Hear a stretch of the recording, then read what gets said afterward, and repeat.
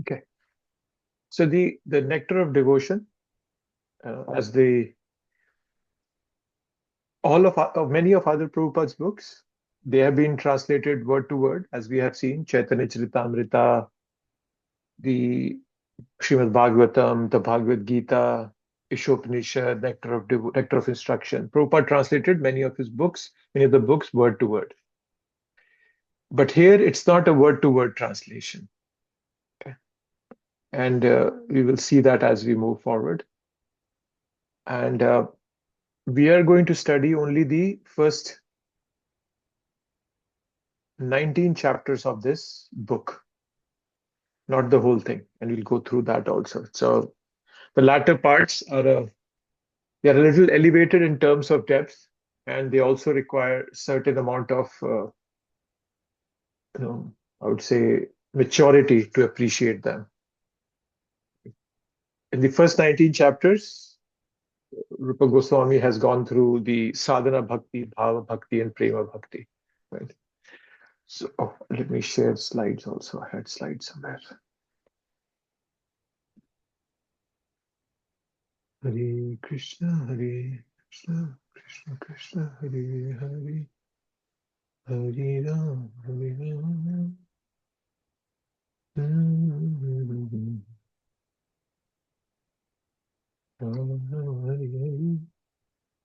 So this is something we discussed when we started, right? So the 4 books, how the Nectar of Devotion and Instruction, they explain the details.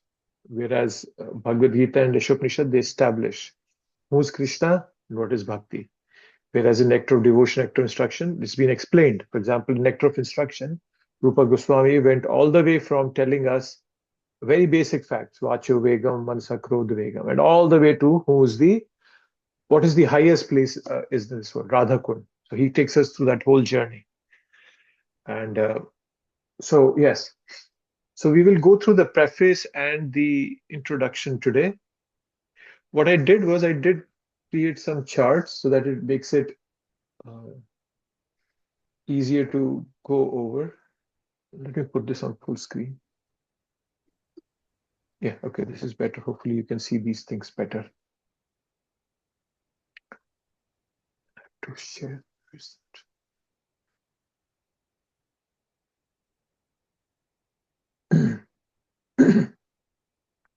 What did I do?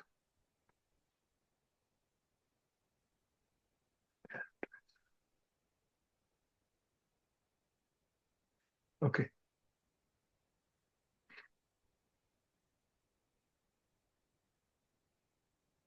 Okay, so we can go through the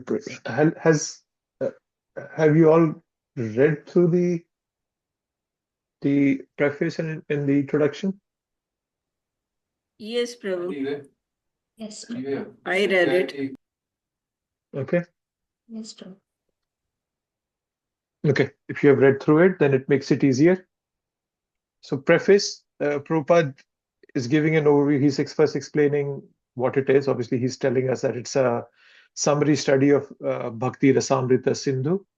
That's what Prabhupada is doing here.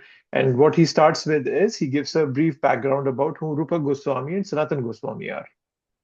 And this has been given in detail in the Chaitanya Charitamrita, and how they both were a part of the Muslim government in Bengal, and then how they left and they joined Mahaprabhu's movement.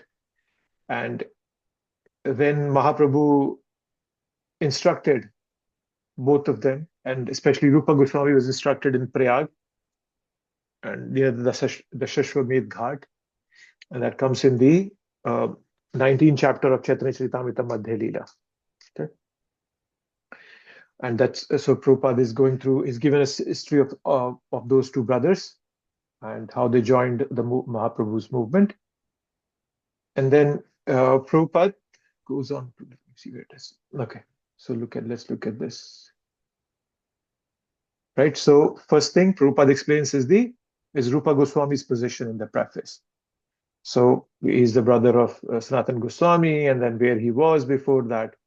And after that, Prabhupada is going to explain us the history. What's the history of this book? Okay. So where is this? Right, where is the history? Yes. So where is that? Okay.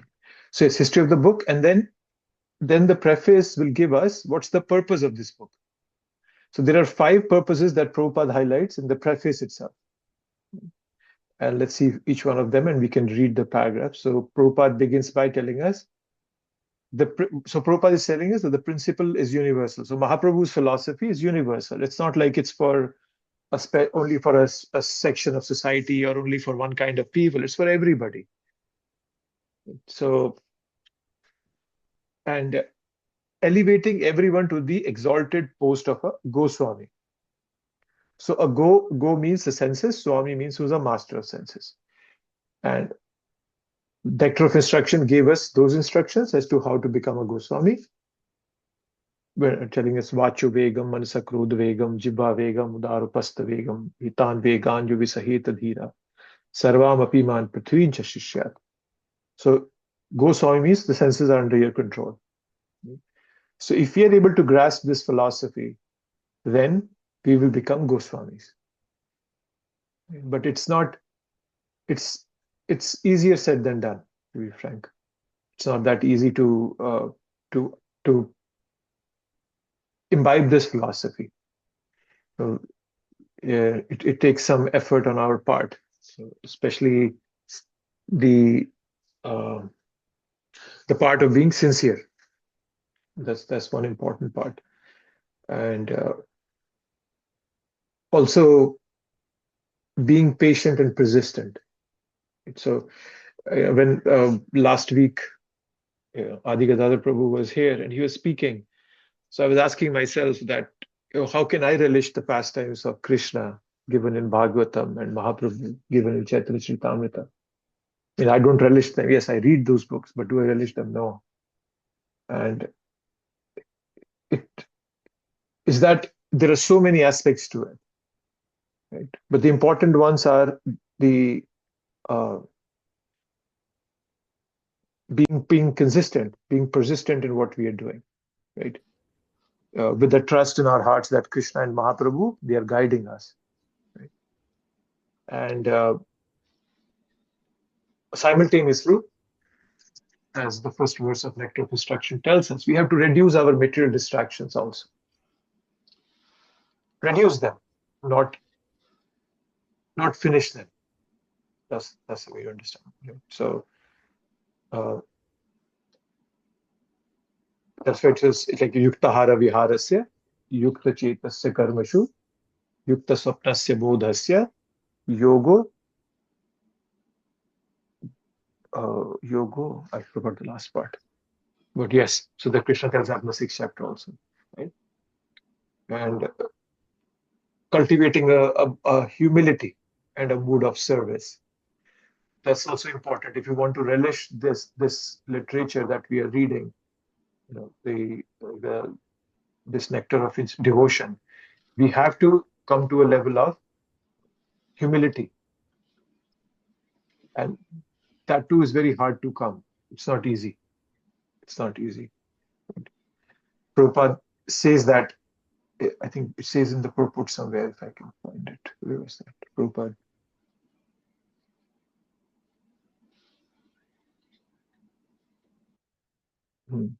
Oh yeah, here it says. Prabhupada says, the method is very simple, but one has to understand it with a cool head. Our head should be like an ice factory and the mouth should be like a sweet factory. I heard that S.B. Keshav Swami Maharaj says that. So cool head is needed. In hot-headedness, we will insult devotees. Right? Sometimes we are not able to understand why somebody is doing something. Some other devotee does this. We may not have that understanding, the maturity, that whatever you may call it, that broader perspective. But even if we insult somebody out of immaturity, we willingly burn down our bhakti. Right? It's called the Hati Matha Aparad. Like a mad elephant, if he's left in a garden, he's going to destroy the whole garden. Similarly, an offense where we insult other devotees, If we leave that and we do that, it burns down our bhakti tree. Krishna doesn't tolerate that. Right? Durvasa Muni was not protected by Vishnu. Vishnu said, I am imprisoned in a devotee's heart. That's what Krishna told Durvasa Muni. Vishnu told, right? And there is a poem by Bilva Mangal Thakur, Krishna Karnamrita. So there she says that, because when he reaches Vrindavan, Krishna holds his hand and takes him to Vrindavan, and then he leaves his hand. And Bilva Mangal Thakur had come to know, oh, this is Krishna. And when he was leaving, Krishna was leaving his hand, he said, okay, fine, you can leave my hand forcibly, but I'll acknowledge your courage only if you can leave my heart. Hirdayadi niryasi paurusham ganayamite. That's what he says in there. That paurusham, I'll know your courage only when you will be able to leave my heart. That's the power of a devotee. And when we do that, when we offend a devotee, we immediately lose all our opulences. And actually, it comes in one of the verses in Srimad Bhagavatam in the 10th canto, I think is the fourth chapter. It says, Ayushreyam Yashodharmam and Lokan Ashish Evacha Hanti Shreyamsi Sarvani Pumsho Mahad Atikrama. Let me see if I got it right. It comes in the 10th canto, 4th chapter. So what is being there is that's the episode where Kansa kills all the children of Vasudev and Devaki. And so now the Durga has come and now he's gone. So then Shukadev Goswami says that somebody who insults a devotee, who persecutes a devotee, that person will lose everything. This is 10:440. This is the last verse of the 4th chapter of the 10th canto. Ayu Shriyam Yasho Dharmam Lokan Ashish Evacha Anti Shriyam Si Sarvani Pumsho Mahad Atikramaha. My dear king, when a man persecutes great souls, all his benedictions of longevity, beauty, fame, religion, blessings, and promotion to higher planets will be destroyed. Everything is gone. And I have many times quoted to you that verse that in which Prabhupada says that when that why did Suruchi die such a miserable death, that Suruchi, that the stepmother of Dhruv, who didn't let him sit on his father's lap, that her son was killed and then she got burned in the forest fire. Why did that happen? Prabhupada said because she unknowingly insulted Dhruv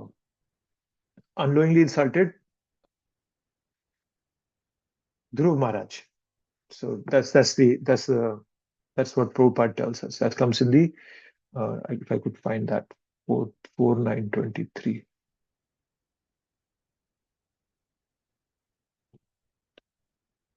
So Prabhupada says, yes. So this is Narad Muni telling Dhruv Maharaj what's going to happen in the future. So this was specially meant, not Dhruv Maharaj, it's the Lord, Vishnu telling him that Dhruv, because he was determined to revenge, he wanted to take revenge against Suruchi, but then he should know that not only should we not insult a Vaishnava, but we should not insult anyone unnecessarily. When Suruchi insulted Dhruv Maharaj, he was a child. She, of course, did not know that Dhruv was a great recognized Vaishnava, and so her offense was committed unknowingly. When one serves a Vaishnava unknowingly, one still gets the good result. And if one unknowingly insults a Vaishnava, one suffers the bad result. So we should never insult anybody because that hurts our own bhakti. I read a quote recently on Facebook that how, even if somebody insults us, we should tolerate it to the extent possible. Obviously, we should not become doormats. We have to take proper action if somebody's bullying us. But we should not insult. We should not instigate any insult towards any devotee. It hurts us. It hurts us. And we will not even, the worst part is that we will not even know why we are suffering. That's the worst part. Probably other devotees can see it. Oh, what's going on in this person's life? He was chanting 16 rounds and now he's not doing anything, or he's going up and down, or whatever is happening. Oh, he was coming to the temple regularly and suddenly he stopped coming to the temple. That's all anarthas manifesting some way or the other. So we have to be very cautious not to insult anybody and be very, very persistent and consistent in our practice and be always in a humble mood. Okay, so I digress there a bit.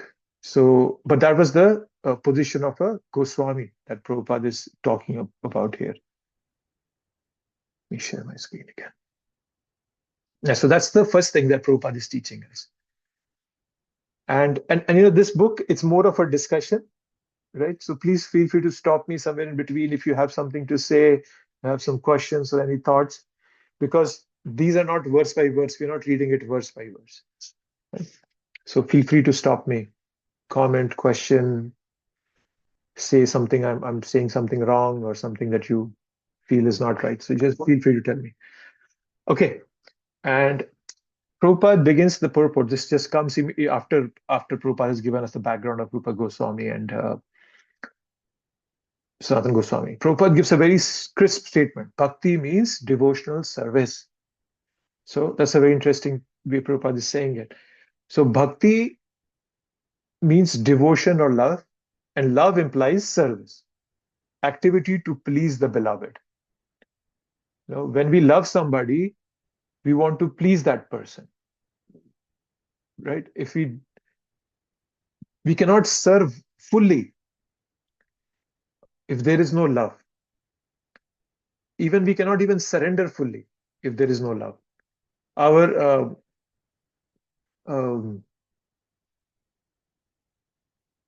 Our surrender may be partial,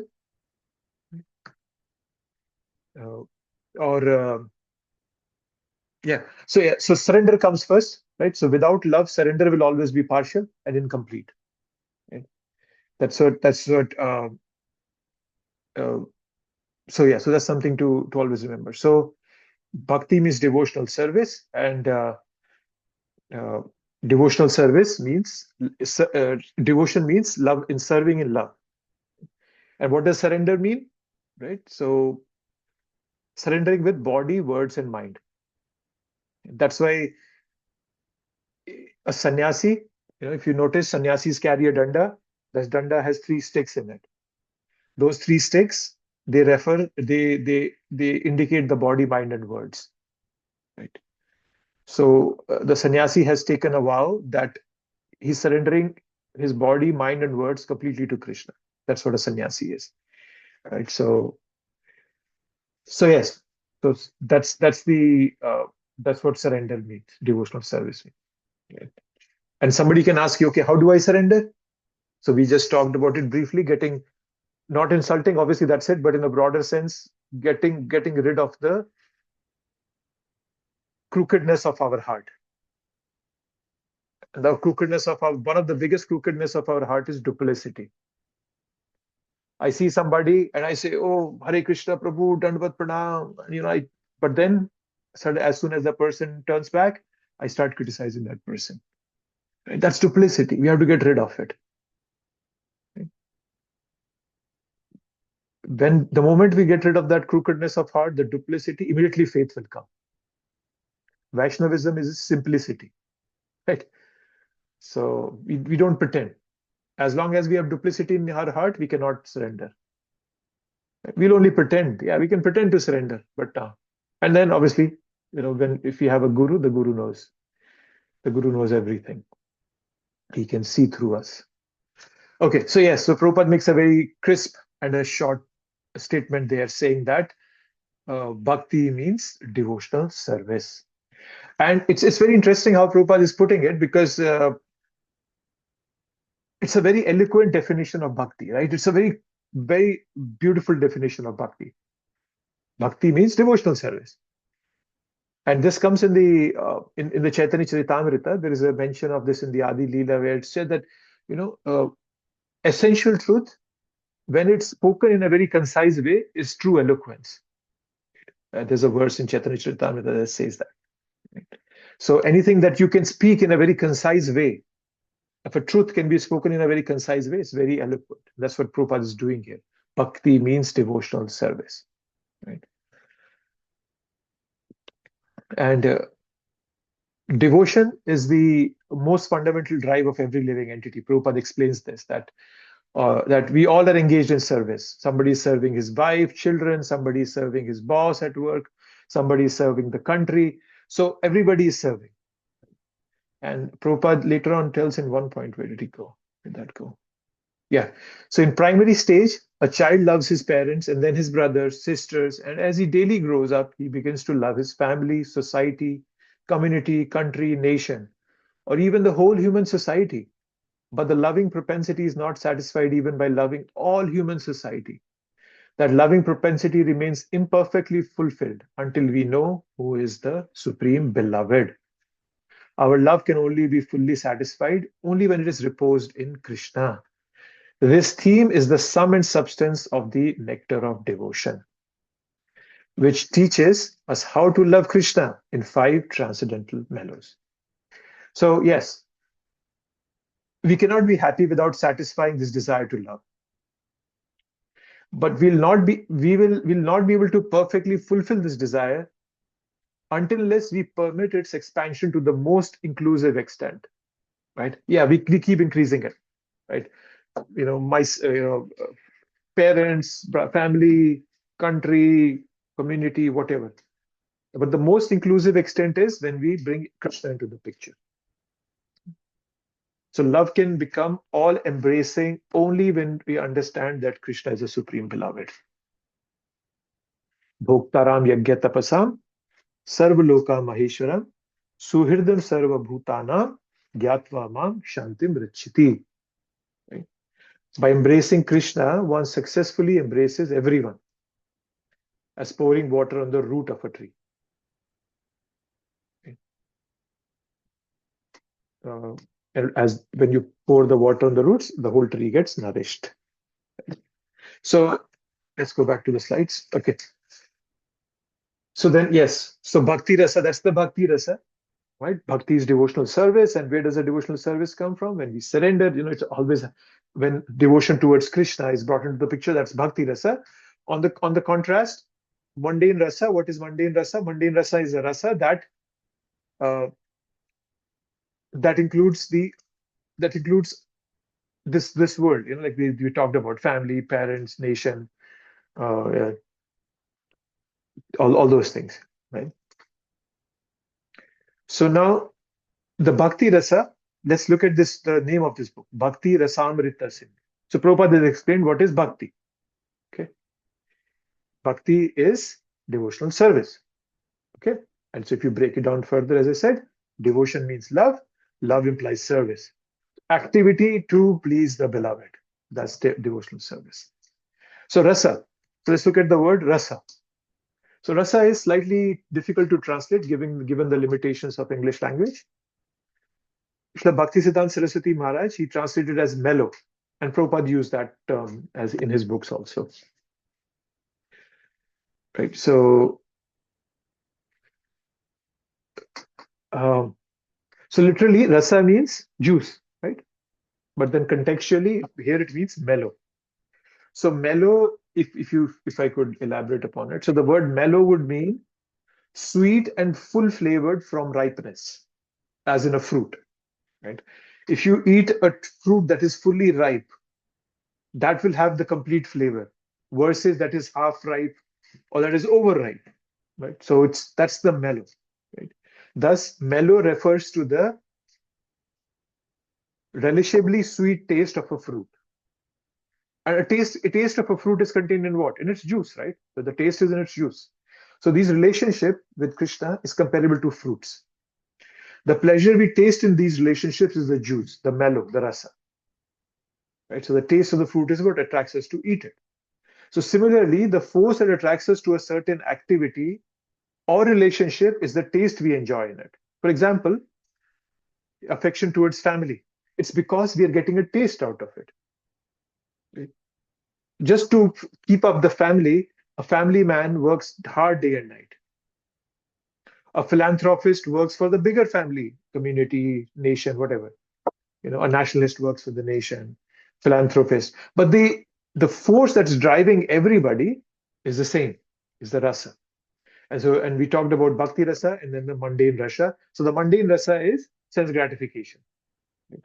And obviously bhakti rasa is superior. Right? Not only is it superior to mundane rasa, it is limitlessly superior. Right?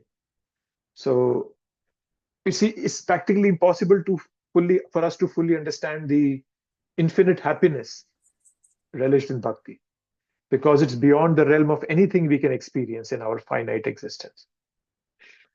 Right? So that's rasa. So now amrita. What does amrita mean? So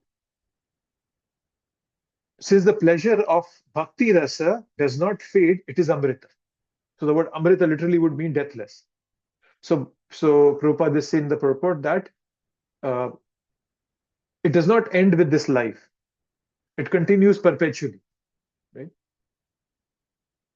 Uh, does anybody remember in which chapter of Bhagavad Gita does Krishna tell us that we continue in the next life, whatever we have done in this life? Who can tell me? Which chapter? You all are Bhakti Shastris. You're about to be Bhakti Shastris. You should know verses. Bhagavad Gita, we all should know it in and out. At least know what Prabhu Krishna is saying. I'm not asking you to memorize all the verses, but we should know where Krishna is saying what. In which chapter does Krishna mention that you can that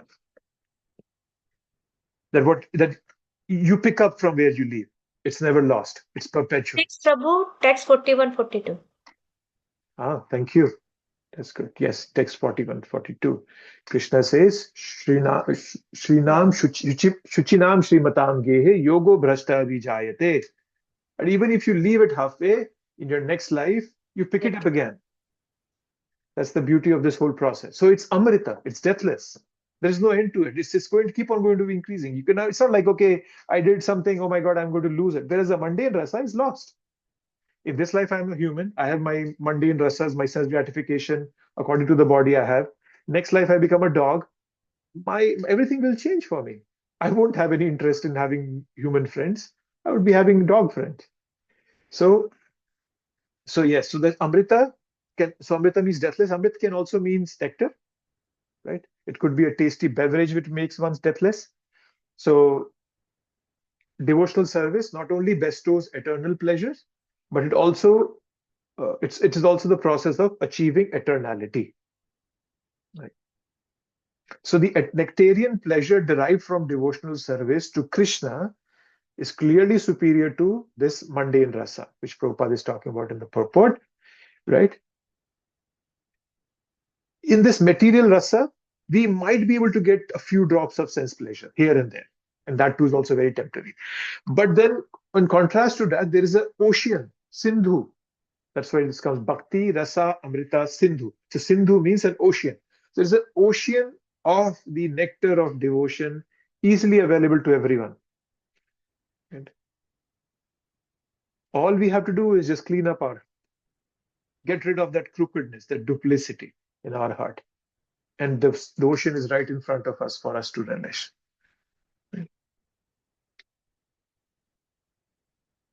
That's what Prabhupada is giving us in here. So now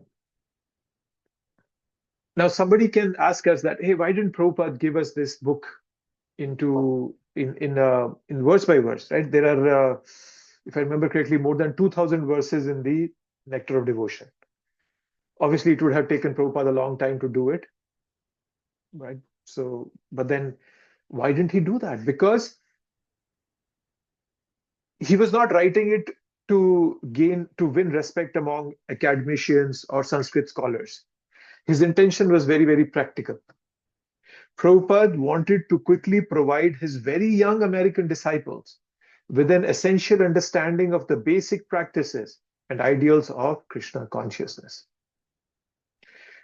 and introduce the Western world to the beauty of our devotional concepts. Okay.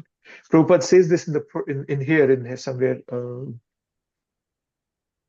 Towards the end, he's saying the nectar of devotion is specifically presented for persons who are now engaged in the Krishna consciousness movement. Right? So his goal was not to make it a very philosophical, academic, Sanskrit, perfect book. No, he wrote this specifically for his American disciples, so that they can easily read it and understand what does Krishna consciousness mean, what does bhakti mean, what does rasa mean. So that's why Prabhupada does not present it verse by verse. Okay, but then he covers everything. And here and there, I'll quote verses from the Bhakti Rasamrita Sindhu to show how Prabhupada is translating everything accordingly. But yeah, he covers everything in these chapters. Right? And if you notice that Mahaprabhu is the original speaker of Bhakti Rasamrita Sindhu. Rupa Goswami, as I was mentioning earlier, he heard him for 10 long days on the banks of Ganga. Right? And then Rupa Goswami assimilated everything, and then he systematically presented them in his writings. So this knowledge is coming from Mahaprabhu, right? And then Prabhupada in 1970, he summarized Bhakti Rasamrita Sindhu and gave it to the world as the nectar of devotion.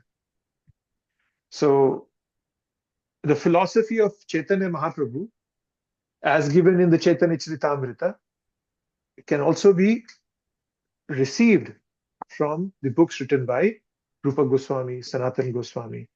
So it's easy, right?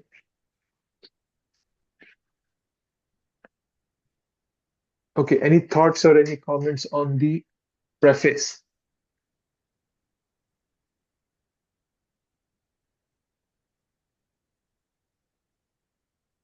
Prabhuji. Yes. So with this example, you're saying that this duplicity, right? We should not have duplicity in the heart. But at times we have to guard ourselves, because when we have disturbances, people trying to disturb our bhakti, we have to guard. And on the other hand, also we should always be joyful when we see a Vaishnava. So like I'm struggling with that. Is there any comments you can give on that? So duplicity, when I say duplicity, doesn't mean that you have to love everybody. It's not. You can distance yourself from people. Right? It's that, like, Krishna says this in the, which chapter was that? Was this 14th chapter of the 17th verse, I think. Arjavam. He uses the word Arjavam. That's simplicity. Right? So one is same as he's inside as outside. So that's one of the austerities of the body. It talks about in the 17th chapter. So to say that, yes, we have to protect ourselves also. So I'm not saying you should not protect yourself. But they're progressive. They're not like, okay, you will be non-duplicitous tomorrow and you are duplicitous today. It gradually comes to you where you continue to strengthen yourself also. And you also continue to interact with this world. It's not like, oh yes, duplicitous means that I'm just completely open and people can say whatever they want to, or it doesn't mean that. But it makes you so strong that you don't have fear in your heart that if I'm not duplicitous, I will be cheated or I will be mistreated. Yes, you have to have your guards up. But lack of duplicity does not come from that position. It comes from a position where you have full faith and dependence on Krishna. That's where your duplicity should come. Lack of duplicity should come from non-crookedness. When you have faith on Krishna, then nobody can do anything to you, no harm to you. If you have this conviction that Krishna is taking care of. Why are kids non-duplicitous? At least from a material perspective. Because they're not worried. They're not dependent. They just know, no, my parents are taking care of me. I'm not worried about anything. That's where the duplicity comes from. Yes, but then they also can be mistreated. People can take advantage of them. For that, yes, you have to have your guards up. But when I say duplicity, it means that you should not try to present something that you are not. That's what I meant more like in duplicity. Right? So that's more of what I meant, right? And you can also look in the 17th, I think the 16th verse, Krishna uses this. He says, Mana prasada saumyatam. Saumyatam is gentleness. So gentleness means not being hateful or revengeful, right? So yes, people will do something or the other. They'll do some. That's human nature, right? We all are like porcupines. Whenever we come close to each other, we poke each other, right? But then you can be you can protect yourself. If you need to distance yourself from some devotees, you can do that. But that doesn't mean you bring hatred in your heart for those people. You have to keep your heart okay. Yeah, fine. Yeah, that's something. It's happening. And Krishna talks. Brahma talks about this in the tenth canto, right? 14th chapter. Tatyanukampam susamikshamana. That when I look at everything is coming to me as Krishna's mercy, then I don't have to be duplicitous. This is what I am. This is what I'm getting, and I'm okay with it. Right? So yes, there are multi levels to it. That's what I meant. It's a progressively deeper levels. It's not that okay, duplicity means that I open my heart to everybody and no, you can keep your, but you don't have to pretend to be something you're not. And look at duplicitous more from Krishna's perspective. Don't try to be duplicitous towards Krishna. It's not like, okay, I have something in my heart, I have some ulterior motives in my heart, and I'm pretending in front of Krishna and other devotees. Oh no, I'm just selfless and all that. So that's something to keep in mind. I'm not sure if that helped you in any way. I just Yeah, so very helpful. Yeah, we can guard ourselves, but not have hate.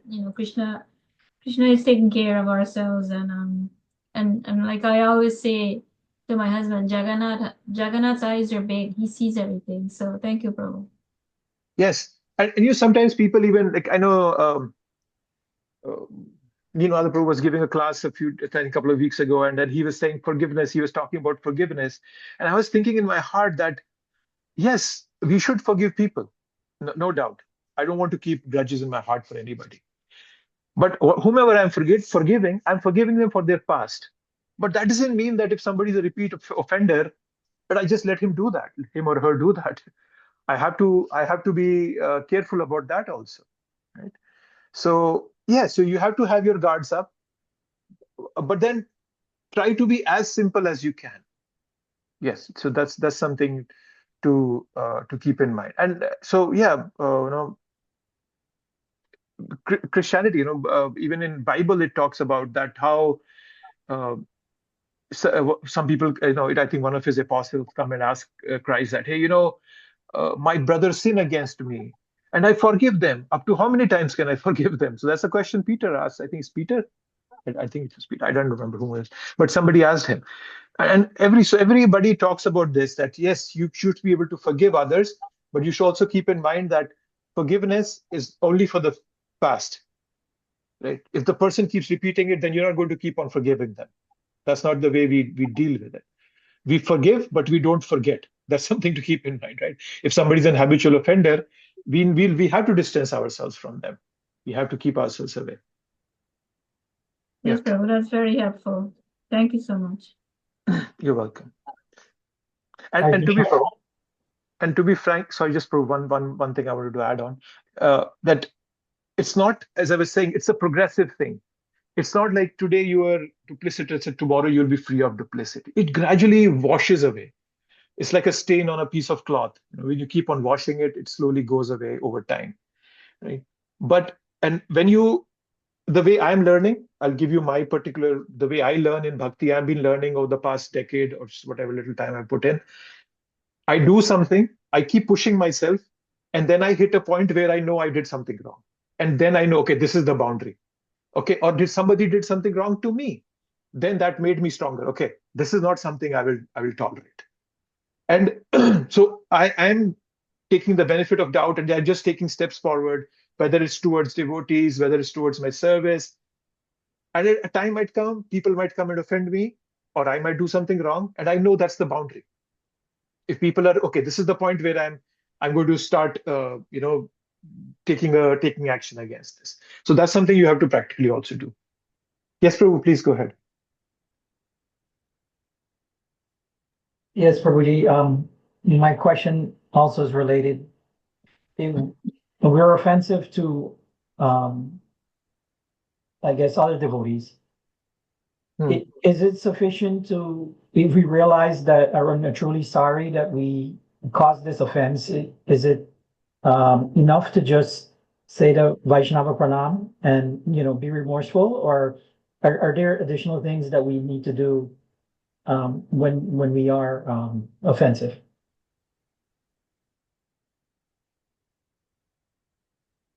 So if I understand you correctly, so let's in a hypothetical situation, you have offended somebody.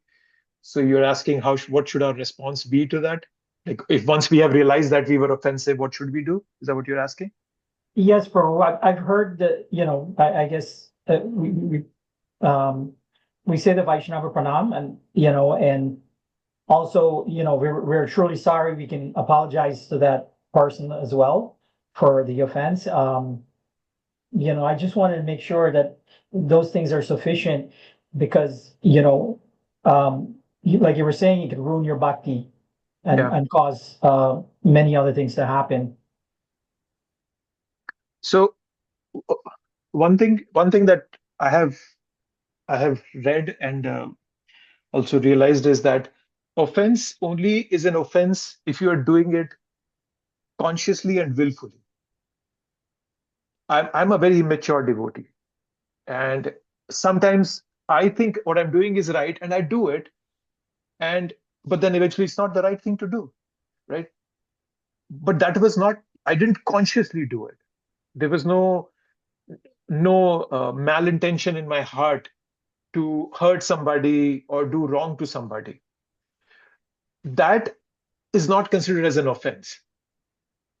So I just wanted to first of all clarify the definition of offense. Offense is when we consciously do it. So that's offensive. Having said that, even things that we are doing unconsciously also can hurt us. I'll just give you the example of Suruchi. She didn't know that Dhruv Maharaj was a big devotee, but she went ahead and offended him, and she had to suffer because of that. So we have to be very cautious. First thing that's to understand. So if you have realized that you have offended somebody, yes, the right thing is you can go and talk to them. Sometimes what may happen that the devotee is no more around you to go and talk to the devotee. Uh, I've even heard, I think I heard Mahatma Prabhu once say that, but I think it was Mahatma Prabhu, and forgive me if I'm quoting the wrong person, but wrong devotee. But the essence was that he suggested that he would write a letter to the devotee, but never mail that letter. Write a big letter saying, okay, hey, I did this to you, and I later on realized that I was wrong, and I'm really very, very sorry. But then he would never mail that letter, because the devotee is no more around to hit. So it's more of the intention that purifies you, the heat of the intention that, oh yes, I am wrong and I did something wrong and I am deeply apologetic. That's what Krishna is looking for. Once that comes into your heart, that heat of repentance is going to burn away the offense. That's something, that's the way I see it. Thank you, Prabhuji. Hare Krishna, Prabhuji. Hare Krishna. So you earlier said that, when offense was made unconsciously, you still, I guess, have to go through the, I guess, causing the offense, right? You said that you'll still go through some pain and so forth, right? Mm-hmm. So is there a way to, I guess, negate that? Negate what negate what? What do you mean? Oh, there's something that you've done unconsciously and you Yeah. don't know about it? Yeah. Well, Madaji, chanting is the best way. There is a verse in the Padma Puran. It says, Nama Prad Yuktanam Namani Eva Haranti Agam Avishranti Prayuktani. And I forgot the last line. What it says is that the way to overcome an aparad is just to keep chanting, right? So you just keep chanting, and that aparad will go away. So obviously, you don't want to keep repeating the offenses, right? If you're repeating it, then nothing's going to help you. But uh, there is such a big backlog that we all are carrying, not just from this life, but from many lives in the past, where we are carrying our karma. To burn everything in one go is through chanting.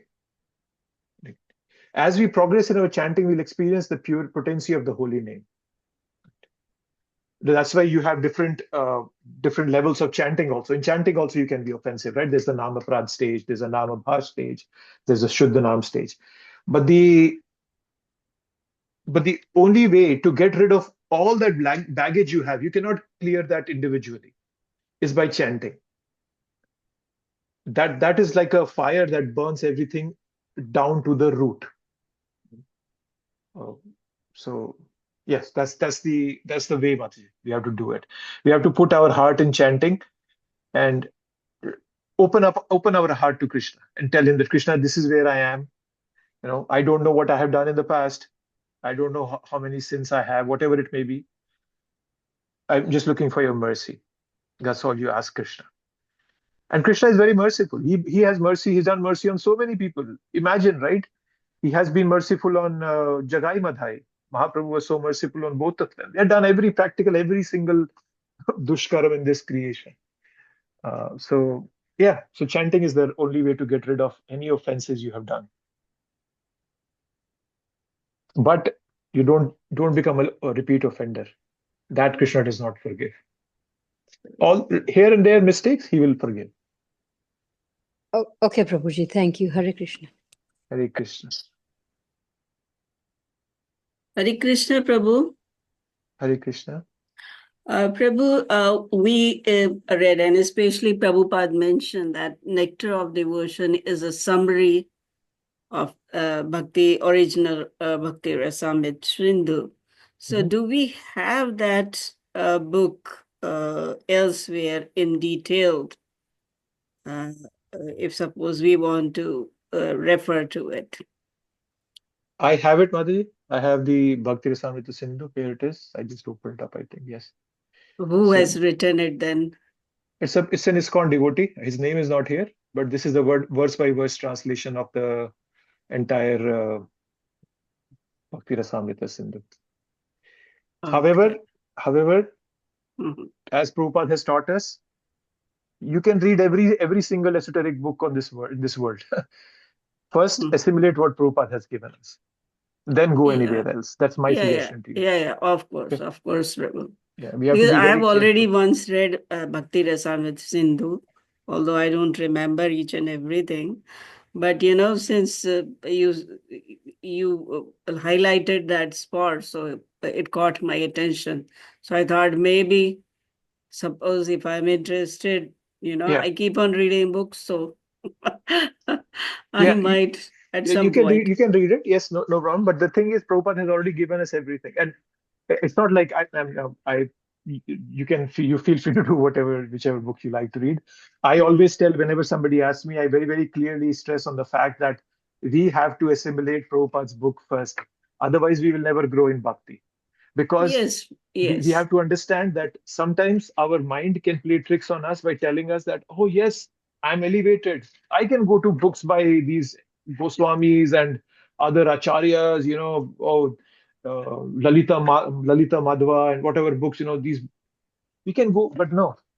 Prabhupada has given us everything in this package. Yeah, of course, because now our mind, I mean, even because I try to read some other author, I mean, I can't really understand because we are used to reading Prabhupada's books, so easily we can understand that. But sometimes, it's just for this time that I want to invest on reading books. It's just for that sake. Because I continuously read so many books and by other authors also. It's not for anything that I have to do any analytics on it, just to read. Because I have read so many Prabhupada's books, so I need new and fresh books to read. That is one reason. Well, my recommendation is, Mataji, keep reading Prabhupada's books. And once again, my suggestion, please take it with a pinch of salt.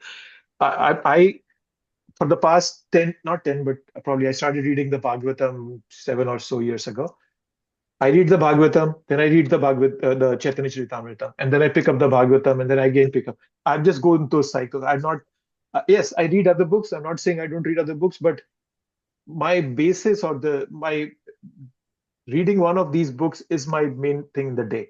Others here and there I can read, but they don't become the mainstream for me. No, not the main thing, because I'm also doing the same, because Yeah. nowadays I'm reading Chaitanya Charitamrita as well. So, Yeah. and other book which I'm reading is Ramayana, which is not from Prabhupada, obviously. So this I keep on reading, Yes. to keep my mind engaged is more important. Well, Prabhupada has written 80 books. I'm not sure if you've read all 80 of them. So you can continue reading those. Oh, I remember. I don't know if I have read 80, but I remember to read almost all the small ones, Okay. books, and then That's good then. Yeah. Well, if you haven't done it, you can start listening to Prabhupada's lectures. That's also a common thing many people do. that also I do oftentimes. So that's good. Yeah, and because Prabhupada has very, very intelligently translated the book. See, somebody can ask him, hey, why only one Upanishad did you translate? Why? Because that's the most important Upanishad, Isha Upanishad. Then somebody, I remember somebody was asking me many years ago, oh, why did Prabhupada translate only Chaitanya Charitamrita? Like Adi Gadadhar Prabhu was, he was giving us this pure nectar, right? Coming from such an elevated devotee, we were listening from Chaitanya Bhagavat and Chaitanya Mangala. And he has taste for it. I don't have taste for it. He's a very elevated devotee, So Prabhupada knew that there'll be neophyte devotees like me. So for me, he wrote Chaitanya Charitamrita. Because the beauty of Chaitanya Charitamrita is, I'm slightly digressing from the discussion here, but there are three authorized biographies of Chaitanya Mahaprabhu: Chaitanya Mangala, Chaitanya Charitamrita, and Chaitanya Bhagavat. Right? So Vrindavan Das Thakur, Chaitanya Bhagavat, Lochan Das, Chaitanya Mangala, and Chaitanya Charitamrita, Krishnadas Kaviraj Goswami. So Chaitanya Mangala, it's very beautiful. That's why if you remember the last Sunday class that Prabhuji gave, it was from Chaitanya Mangala. He was giving the pastime between Mother Vishnu Priya and Mahaprabhu. And it was full of rasa. There was so much taste in it, at least because it was coming from an elevated devotee. It was rasa in it. So it's a rasatmaka shastra. It's full of rasa. Great. If you read Chaitanya Bhagavat, and if you haven't read Chaitanya Bhagavat, is a Varnatmaka shastra. Varnatmaka shastra means it's a book full of descriptions. If you read Chaitanya Bhagavat, the episode of Chandkazi, which is given in a short way in the Chaitanya Charitamrita, it goes on chapter after chapter in Chaitanya Bhagavat. How people started collecting, and what Mahaprabhu was saying when he was walking on the path towards Kazi's house, what he did when he was standing in front of it's in very detail. Oh I remember that. Yeah. So it's full of descriptions. So Prabhupada translated Chaitanya Charitamrita because it's a theology. It's a book of philosophy, but it's written like a biography. So why I'm bringing this point up is because Prabhupada, having his spiritual intelligence coming right away from Krishna directly, he knew which book to translate for the future generations. And it's there. Everything is in there. It's the right route of. Yes, I agree. Everything is there. Yeah, but that, I don't know. I just like to read books more. That is what it is. So that reminds me that I also read sometimes articles written by Bhakti Siddhanta Saraswati Thakur and Bhakti Vinod Thakur. And when I read them, I just go like, what level of intelligence is there, Amazing. So, I mean, you when you read those exalted devotees, you just, go kind of in some kind of mellow that I can't even express, So that is why I love to read other writer's book as well, because it also helps me to develop that taste, that love, that mellow that really Prabhupada is asking us to, develop. So that is one also reason I like to read so many books. Thank you. Yeah. Thank No, you, thank you. but I'm aware, whatever you said, I'm aware. Sure. And my first priority always is Prabhupada's book. Okay, that's perfect. Yeah. Okay. Thank you. So this was the preface. Mm. And coming to introduction, so and I made charts this time because charts are more helpful. There is so much Prabhupada. So in the introduction, Prabhupada is going to cover three things. Okay. The Mangalacharan, the contents of this book, and what is the definition of devotional service. So let's see. Let's look at each one of them. So Mangalacharan. So now Mangalacharan has three things in it. This is the verse from Chaitanya Charitamrita, the Adi Leela, first chapter itself. The chapter's name is Spiritual Masters. So Krishnadas Kaviraj Goswami says, "Se Mangalacharan hai trividha prakar, vastu nirdesha, ashirvad, namaskar." So there are three things that are involved in the Mangalacharan: defining the objective, offering benedictions, and offering obeisances. And that is what Prabhupada is going to do in the text. That's what Prabhupada does. See, right? He begins his chapter itself, the introduction itself, by saying, invoking auspiciousness. That's what I talked about, right? So offering benedictions, offering obeisances. So he's doing exactly the same thing. So that's what Mangalacharan is, right? So it's invoking auspiciousness. So let's look at these Mangalacharan, how those three things play out. So Mangalacharan, I said, defining the objective. So this is the first verse of Bhakti Rasamrita Sindhu, right? This verse I put it, and you'll notice a lot of these verses, as I mentioned, they were spoken by Mahaprabhu, or they were Chaitanya Charitamrita has been written from the notes of Murari Gupta and one more devotee, and so those are coming from there. So technically, all is coming from Mahaprabhu. So this verse you will also find in Chaitanya Charitamrita. So what this first verse is, which defines the objective. So who's the objective of this book? It's Krishna. So the verse goes, "Let Krishna, the Supreme Personality of Godhead, be glorified. By virtue of his expanding attractive features, he subjugated the gopis named Taraka and Pali and absorbed the minds of Shama and Lalita. He is the most attractive lover of Srimati Radharani and is the reservoir of pleasure for devotees in transcendental mellows." So that's the introduction, right? So it's an auspicious invocation, right? So and these are the three things that are involved in, right? So the first 6 verses of Bhakti Rasamrita Sindhu, they compose of Rupa Goswami's Mangalacharan. So this first verse, it talks about what the objective is. It's the Supreme Personality of Godhead, Krishna.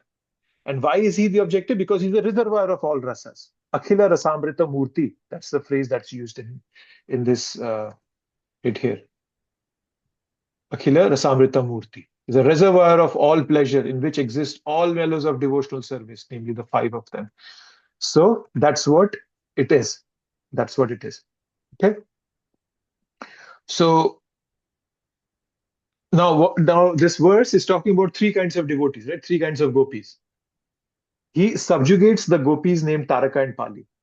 Okay. So some gopis, they are subjugated by him. There are some gopis get very absorbed in him. You know, they absorb Shama and Lalita. Means they become so they have become, how to say it, practically one with Krishna. They are so absorbed in Krishna's thoughts. And towards Radharani, he becomes a lover. So he becomes subjugated by Radharani. So Radharani becomes above even Krishna in one way. So that's the beauty of it. So he has all the rasas in him. So Krishna is the all lovable personality. And the beauty of this is, now if you realize this, the residents of Vrindavan, they don't love Krishna because he's Bhagavan. They love Bhagavan because he's Krishna. Okay. So if tomorrow somebody comes and tells the Vrindavan Vasis that, no, Krishna is not the Bhagavan, is this Shivji, is this Brahma, is Bhagavan, they say, fine, I don't care. For me, Krishna, because I'm in love with Krishna. So they don't love Krishna because he's Bhagavan. It's the other way around. They love Bhagavan because he is Krishna. If Krishna is not Bhagavan, they don't want to even love Bhagavan. So their love is not coming from a position of majesty and authority. So Krishna's supremacy is not because of his majesty and authority. Right? Prabhupada explains this this common example. You all must have heard this, that how a high court judge is like Narayan, right? He's majestic, he's a very powerful figure, and in the courtroom. But in the privacy of his home is where he's fully himself. Right? He reveals his intimate and sweet personality.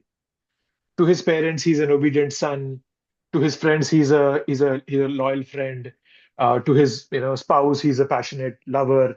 So that's what it is. So when Narayan creates this world, he's showing his majesty and power. But at home, Krishna, he's full of these wonderful, sweet pastimes. Right? Therefore, Rupa Goswami addresses Vrindavan Krishna as Akhila Rasamrita Murti and singles him out as the objective of Bhakti Rasamrita Sindhu. Krishna is the Supreme Personality of Godhead. He has everything in him. That is why he's the objective of this book and of everybody, right? So and Rupa Goswami is giving through examples that Taraka and Pali became subservient to Krishna. They became subjugated by Krishna. He controls them. Krishna absorbs Shama and Lalita. He takes them into his intimate circle. To Radharani, he becomes submissive, right? So that such is the unrivaled power of our devotion. So Krishna, that lover of Srimati Radharani and the reservoir of all rasa, is the object and goal of Bhakti Rasamrita Sindhu. Okay, so that's the first part of defining the objective. Next part is offering benedictions. So, So what benediction Rupa Goswami is giving to everybody, and all this text you are seeing here, I've brought this from the introduction, so you will see these texts there also. He's saying that may you all be protected, whoever is reading it, from the argumentative logicians who unnecessarily meddle in the science of service to the Lord. We will always find people, and if you go on YouTube, I don't know, there is so much of nonsense out there.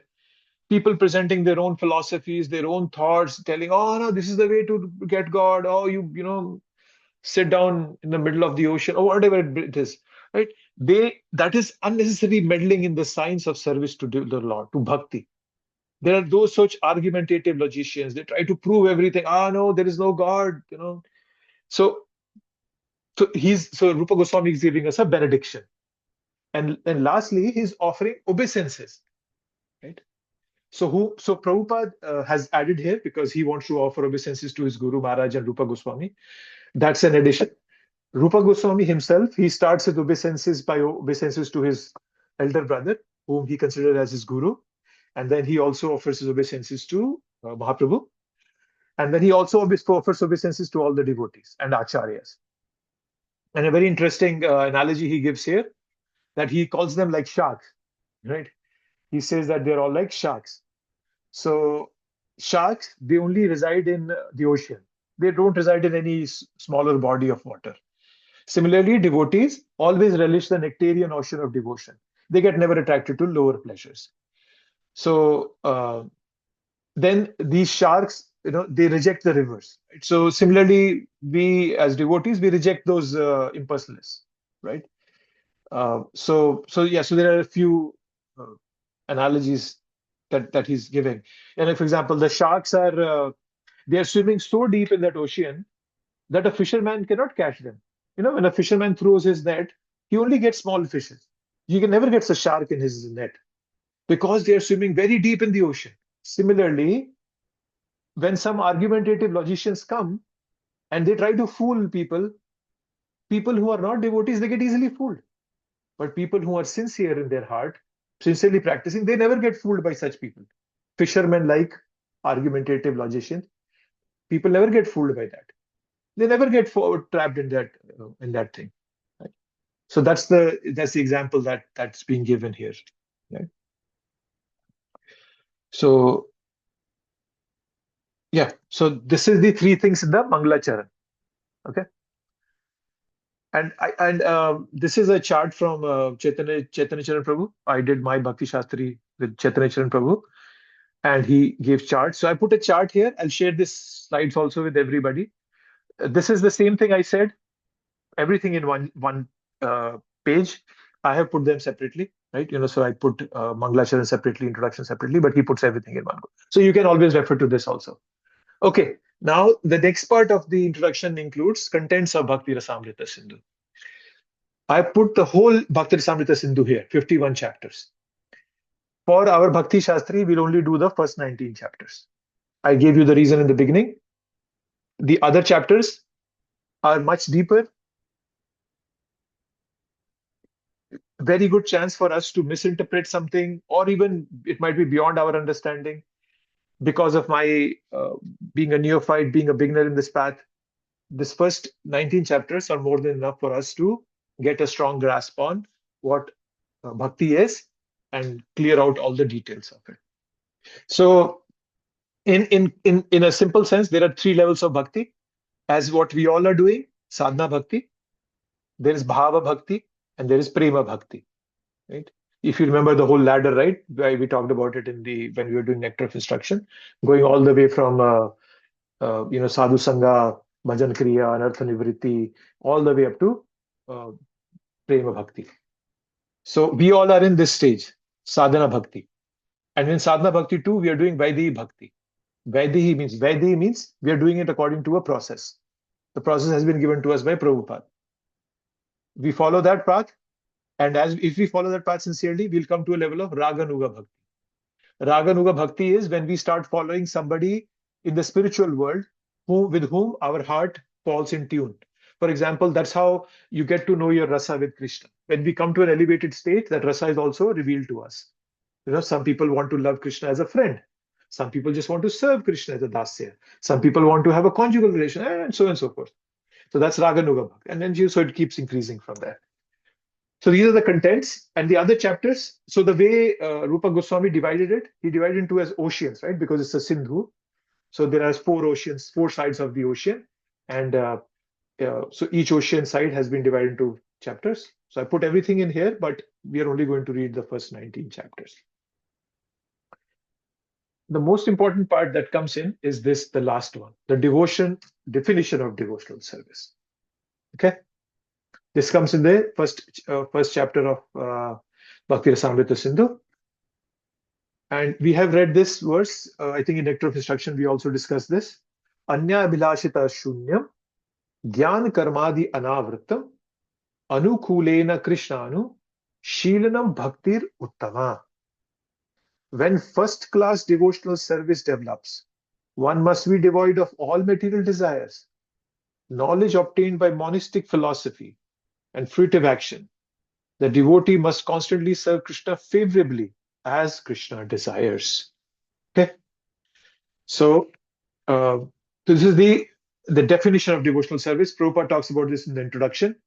Okay, and I'll give you some details here as Prabhupada has explained in the introduction. So this definition of devotional service can be divided into 2 parts. What are the primary characteristics of this definition and what are the secondary characteristics? Okay, so let's look at them.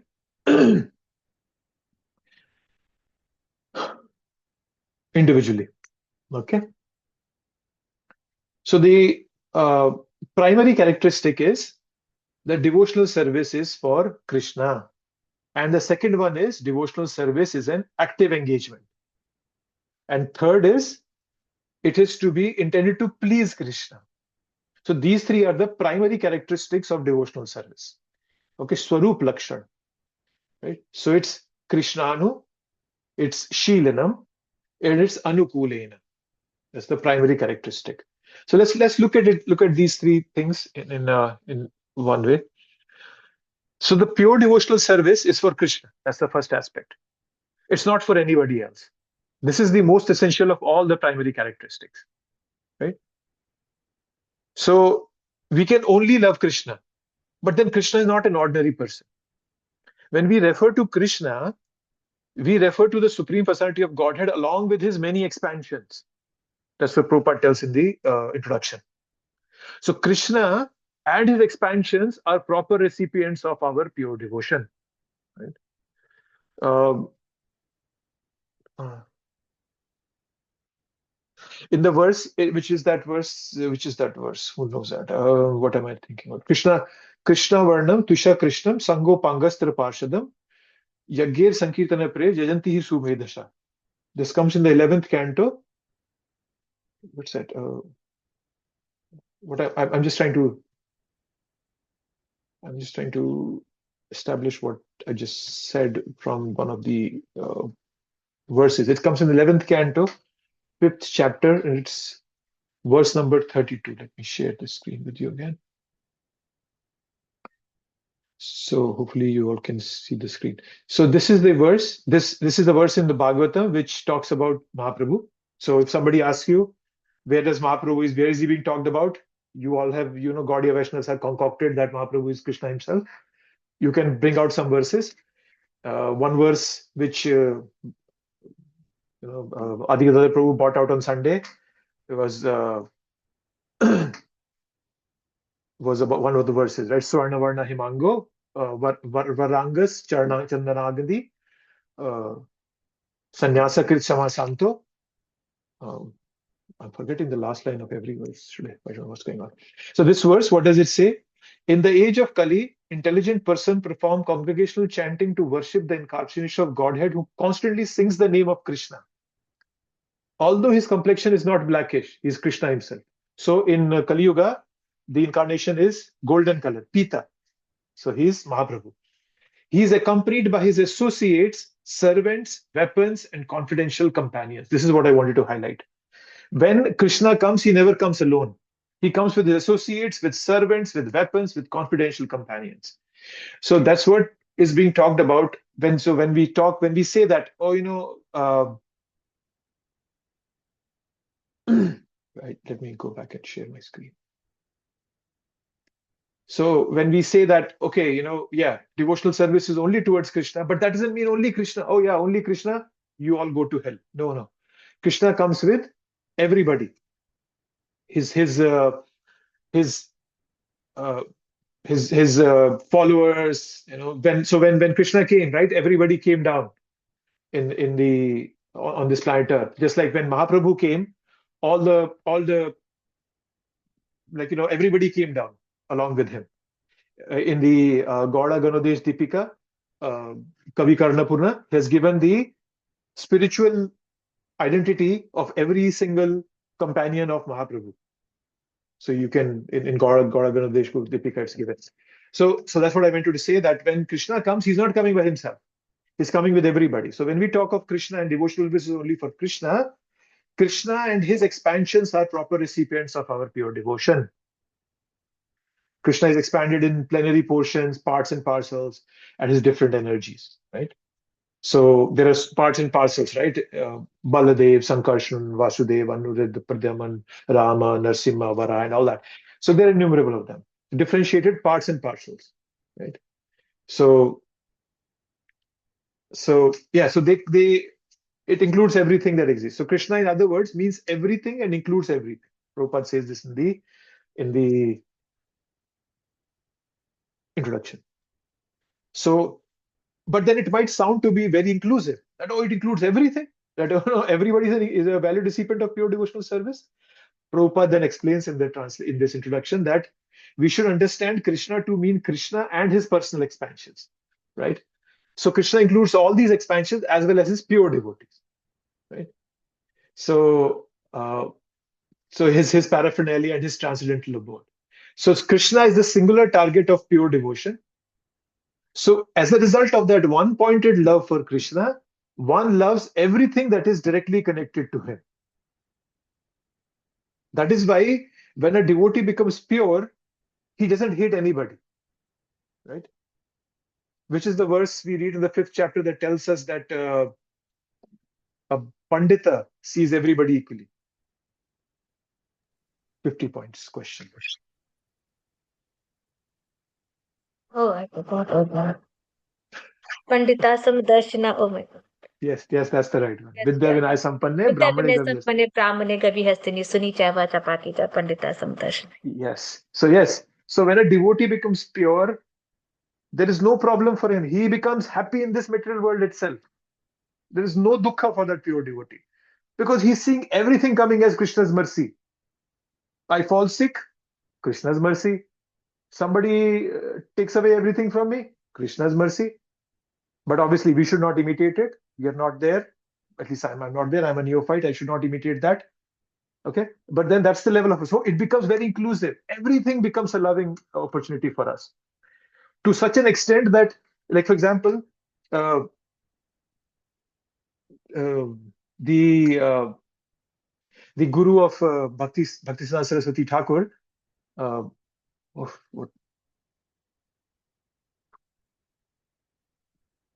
what's the name of Guru of Bhaktisiddhanta Saraswati Thakur? Why my name slipping out of my mind today? Bhakti Vinod Thakur. Nobody knows? Gaur Gop- Hmm? Gaur Gaur Yes, Gaur Kishore Das Babaji Gaur Maharaj. Gopal. So Gaur Kishore Das Babaji Maharaj, he was so in love with his deities that sometimes he would get angry on his deities that somebody came and stole his stuff, his utensils. And that day he didn't cook food for Gauranitai, his deities. Somebody came and asked him, why are you not cooking? He said somebody stole, they were here, and in presence of Gauranitai, somebody stole the utensils. They didn't say anything. I'm not going to cook anything for them. But that's a very high level. We are not going to imitate that. But what I'm saying is that once somebody becomes pure devotee, everything becomes included. Everything is Krishna's. So that means that's the first aspect, that Krishnanu. Then Anushilanam.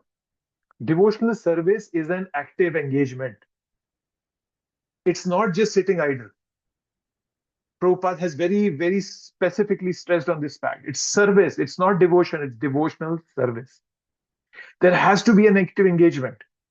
Otherwise, we will become sahajiyas. You go to their devotees. There's a group of people called sahajiyas who say, "Oh, we don't need any rule regulation. I am Krishna. I'll have many gopis. I'll have illicit relationship with them." All that nonsense. Otherwise, that happens when there is no active engagement in service, right? But rules and regulations are needed, right? Without that activity, consciousness alone cannot help us. Prabhupada says this in the introduction, right? So Prabhupada actually, in one of the verses in the 10th canto, in the second chapter, a verse comes where Prabhupada says, Shrinnavan Ghirnan Samashram cha Chintayan Namani Rupani cha Mangalani te Kriyashu Yachtat Charanar Vindayor Avishta Chetana Bhavai Kalpate. It comes in the 10th canto, second chapter. There's a verse called Kriyashu. Kriyashu, Prabhupada translates as physical labor in the book, in the purport. And he goes on to explain that you have to be engaged in physical labor. So you can read that. I think it's the 37th verse of that chapter, 10 to 37. So you can read the meaning of the word Kriyashu. Prabhupada explains that in there. So that's the meaning, that devotional service is an active engagement. So now there are two aspects to Anushilanam. So there is one, that you are pursuing activities that are favorable to Krishna consciousness. And then the other part is you have to avoid activities that are unfavorable to Krishna consciousness. Right? That's why when we read the Nectar of Instruction, the second one was things that will destroy our bhakti. Atyahara prayasascha prajalponiyamagala jansangacha laulyamcha sadvir bhaktir vinishyati. And in the next one, Rupa Goswami tells us things that help us. Utsaha nishya dharya tattat karma pravartanat sangatyaga shatovritti sadvir bhakti prasiddhyati. So not only you have to avoid things that are wrong, but you also have to get engaged in things that are favorable. So Anushilanam can be divided into two parts. Anushilanam, right? So that's something to be understood.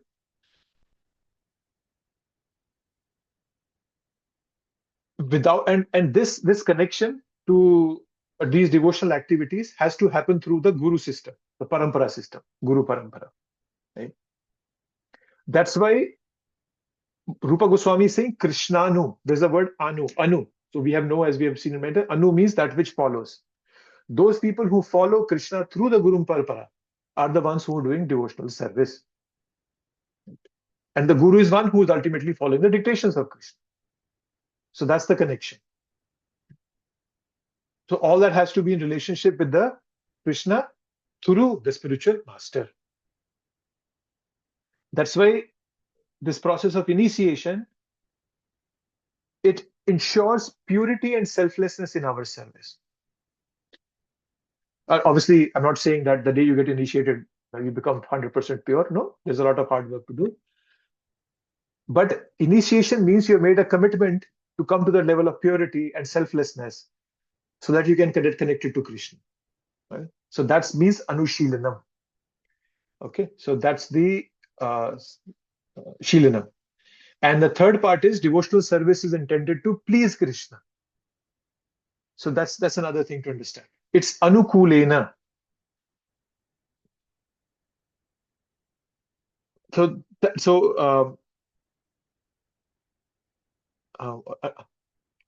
yes. Through this disciplic succession, Krishna's spiritual potency gets instilled in our heart. So if I give you an overview, what we do is we follow rules and regulations. We control our mind. Okay. So when we control our mind, we are able to listen to the voice of the Paramatma speaking from within. Krishna comes as Chaitya Guru within our heart and a Guru outside, physically in this material world.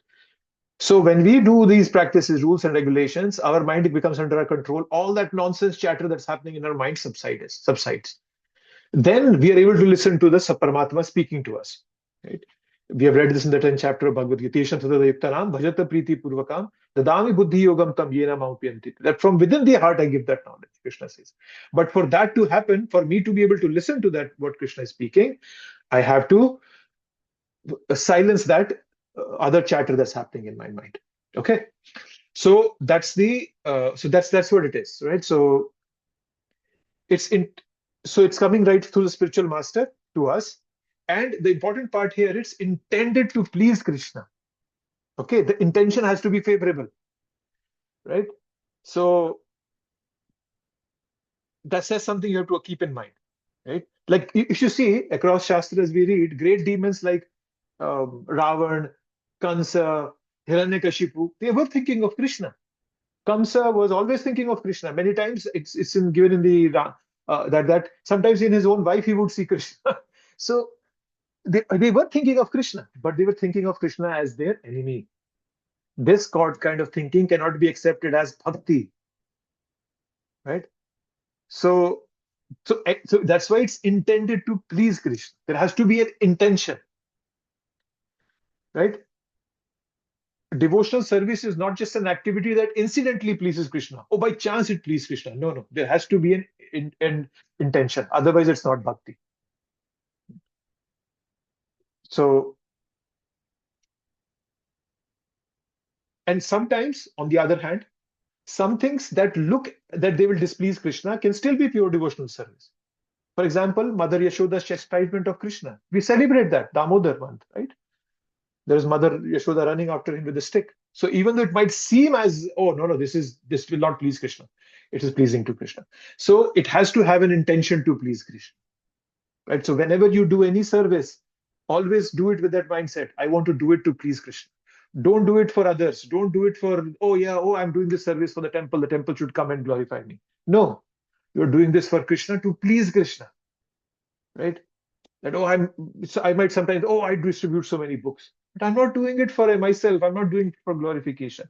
I have to do it to please Krishna. More importantly, I should do it to please my Guru. And if my Guru is happy, the Krishna is automatically happy. So keep this in mind. Intended to please. This is the most important. Personally for me, this is the most important. It has to have an intention to please Krishna. These are the primary lakshanas. Then the secondary characteristics, the Tathashta lakshana, Anyabhilashita Shunyam. Right? So pure devotional service is free from ulterior motives. Right? And so Anya means other. Abhilashita, as we all know, Abhilasha in Sanskrit means desire, a motive, and Shunya means void. So means Anyabhilasha Shunya means void of any other desire. So any other desire other than serving Krishna is called material desire. But then somebody might say, oh, but that becomes too exclusive. You're removing everything. No, that's not it. Abhilasha means desire, right? And then he ends it with ta. Right? If you see this, it says anya abhilashita ta. So there's a ta that is abhilasha, and there's a ta that has been added to it. So the word that ta means ness, right? That we say, right? Desire-ness, right? So, abhilasha, desire, right? So it's an integral part of our nature, right? To desire is an integral part of nature. So I can have a personal desire and still not be out of the realm of pure devotional service. So I just wanted to, kind of expand on this word anya abhilashita. So we are at 8:30. I'll just take a few more minutes. We'll wrap this up. So that will end the introduction. Sorry, I got digressed in the between. So yes. So now what does this anya abhilashita mean? So I can have a personal desire and still not be out of a realm of pure devotional service, right? As long as the desire is not an integral part of my nature. For example, a devotee who's fully dedicated to Krishna consciousness might still ask Krishna to save him. For example, when Prabhupada when he was here and he fell sick, when he was in US in the beginning, 67, he fell sick. And he told his disciples, pray to Narsingh Dev that, oh, my guru has not completed his mission. Please let him live for some more time. So there is no harm in that. That was still within the realm of devotional service. So, but this is not a desire for Krishna's pleasure. It's a personal desire. It's for self-preservation, right? Sorry. It's a desire for Krishna's pleasure. Sorry, I mixed that up. So there is, eventually Prabhupada wanted to do service for Krishna. For that, he was asking him to be protected, right? So he was having a personal desire, but still he was not out of the realm of pure devotional service, right? So such non-integral desires, they do not exclude one from pure devotional service, right? So I just wanted to give this example that, yeah, an abhilasha, that doesn't mean that, oh, I'm only serving Krishna, everybody can go to it. No. When you go to work and you earn money and use it for your family, you are doing service. Right? You're using that money for Krishna service at home. You are feeding, you're taking care of your family who are devotees. You are maintaining your house, who's a temple for Krishna. So that also comes under your service. As long as your intention is to please Krishna, these external so-called personal desires can also come under the realm of pure devotional service. Okay, this is an example. However, there could be some places where we might,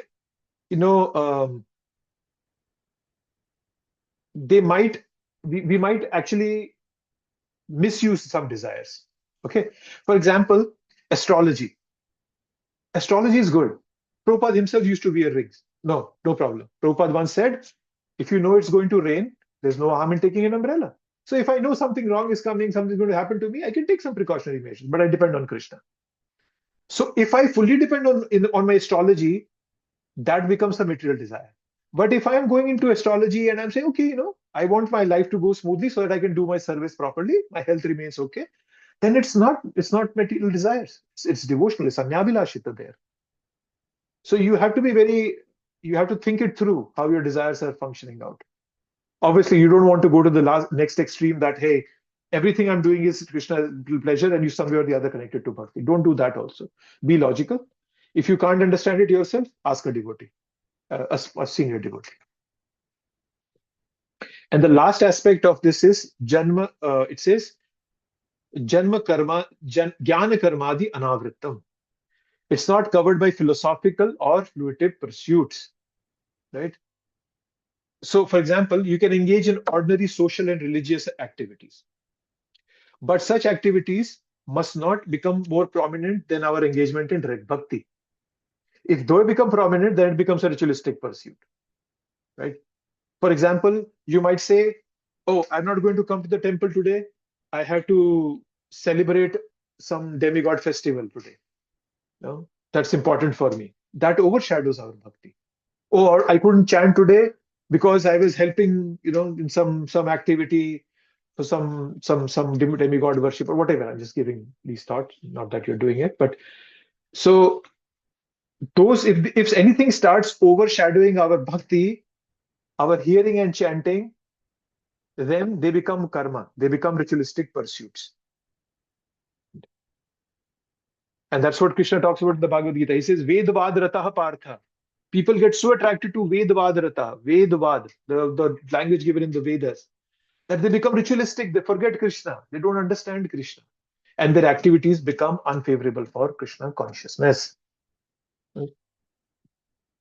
So social conventions, you can do social conventions. I'm not saying don't do social conventions, but be careful that you don't let them overshadow your bhakti. Okay. So that's the karma. Then philosophical speculation. But if your philosophical interests become more prominent than your concentration on simple bhakti, then that disqualifies you from pure devotional service. Okay. So devotional service has to be done in the right mindset.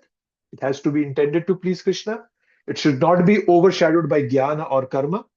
And then Rupa Goswami used the word adi, jnana karma adi, right? Other pursuits, renunciation, yoga, and all that stuff. All that we don't have to fall trap to all of that. If we fall trap to that and let it overshadow our bhakti, then it becomes then it's not pure devotional service anymore. Okay, I finished it 5 minutes advance. Sorry for the extra time, but I just wanted to wrap this up. Okay, I can take questions next time. Please write them if you have any questions. We can go through this again quickly as a overview so that when we go into the next chapter. But I'll wrap up for now. Thank you very much, everyone. Thank you, Hare Prabhu. Krishna. Hare Krishna. Hare Krishna. Hare Krishna.